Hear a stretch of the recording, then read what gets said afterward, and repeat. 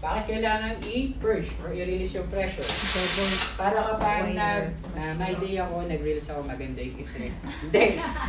Hindi, balikin natin yun, ha? Hindi yung pang-reels. Para pag tinapat ko yung mukha ko, mag-open na yung pores. Hindi po. Ginagawa natin yun to ensure yung machine is nag-work. At the same time, tinutulungan mo si machine mag-circulate yung pressure sa loob ng machine. Kasi kapag hindi niya yung ginawa, magbabara yan sa boiler niya. So, every time nagagawa ka ng bagong espresso, kailangan... Hindi naman, literal ma'am. Every morning kapag nag-open lang. Morning, afternoon, tsaka sa closing time. Gagawin niya po yun. Okay? So Kasi, after on, ano yung after 40 minutes, anong tawag na yun? Dose? purge mo siya. Purge lang, purge. Purge mo siya using steam lever, steam 1. May tinatawag tayong steam knob kasi pa-doorknob type siya. Yan, steam lever kasi lever. And take note, FYI guys, kinig muna, lahat lang ng black parts. Lahat ng stainless steel, aluminum coated dyan. Kung gusto niya ng souvenir, Paso. go. Pero, ini-headset ko na kayo, mainit yan. Black lang talaga. Black lang Okay. lahat ng hahawakan nyo. Okay? Except lang dito. Pero kasi kapag nalagyan ng hot water to, iinit siya. Okay? Next, volumetric dose button. Ang pipindutin lang natin or may press natin dito is yung letter P, the pause button. Yan, testing na. Okay? Anong ginagawa niya? Then, extract the espresso. Oh, okay. Okay? Next. Pero ano, testing pa yan? No? Alin po? Ayan, yung Hindi, pag... nire-release natin yung water para Okay. dinadaanan yung kanya mga tube. Yun nga. Yan. Kung nag-work pa sila lahat. Yeah. Next, hot water lever, hot water spout. For rinsing lang ng beaker and shot glass. Walang kukuha ng hot water dito para sa brood, para sa American. Yan. Hindi po siya igiban, hindi po siya poso. Bababa po yung temperature ng machine. Gauge for pressure and bar pressure. Bakit magkaiba? For bar pressure, 9 to 9.5 ideal. Nagtataka yung iba, nagra-ramp up siya hanggang 15, 12, 11, 10. Bakit siya nagra-ramp up? Kasi po kulang yung grammage ng coffee mo.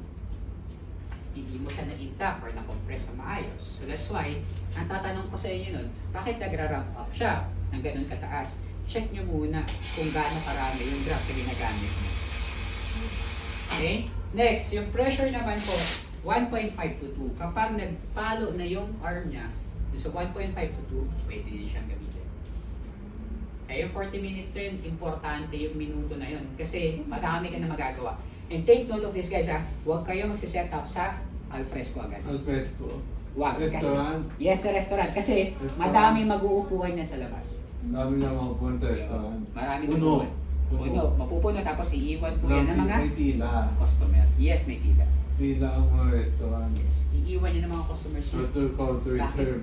Kasi po, To tapos call the tayo restaurant to reserve. usually kapag 7 a.m. ang instruction nyo, 7 a.m. ang store na opening, mga 5:30 or 5:45 andyan na dapat yung balistan. Open ang breaker, open yung machine. Then the rest is history. Alam na dapat yung routine yan. So, next, yung ating cup warmer. Ganda ng pink naman na. Cup na. Okay, gagamitin natin mamaya. Okay? Number 2, lang yun. Ang pinaka-main thing yan, main purpose yan, to preheat sanitize yung cup. Bakit? Kasi po, kailangan mainit yung baso kapag isa-serve natin. Maintain yung heat. Na, diskusyon na namin kanina ni Miss Julie, bakit hindi mainit? Kasi malamig yung baso. Mabilis, tumaas yung temperature. Naka-expose siya. Paano kung cups lang ba? Cups na gagamitin nyo, pwede naman. Mas matagal nga ang lumamig din. Pero pag may nag-request ma'am ng dine-in, as much as possible, may mga dine-in cups ka. Pero for the meantime, explain to your guests or customers na mag-to-go cup lang po meron kami. Kasi baka ina-expect nila na sa dining cup. Okay. Next, dito, huwag kayo maglalagay ng cups na pasang-pasa. Kasi interior niya mapapasukan.